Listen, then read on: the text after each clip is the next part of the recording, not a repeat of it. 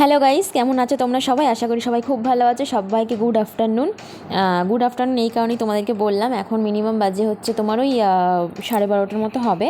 তো আমি আজকে বেরিয়ে পড়েছি লাঞ্চের জন্য। আজকে আমরা বাইরে লাঞ্চ করব। আজকে ওর অফ আছে, তো ভাবলাম একটু বাইরে লাঞ্চ করবো। আর আজকে একটু বিকেলবেলাতে অযোগ্য সিনেমাটা দেখতে যাব। তোমরা কারা কারা অযোগ্য সিনেমাটা এখনও দেখে ফেলেছো আমাকে কমেন্ট করে তোমরা বলো।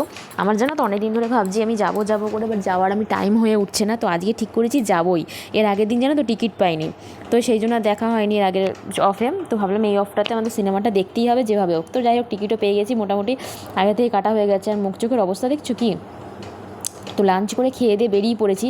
তারপর আর ভিডিওটা করতে পারিনি না, তো বৃষ্টি চলে এসেছিলো, এই জন্য আর ভিডিওটা করতে পারিনি। তো এটা হচ্ছে বিকেলবেলার ভিডিও।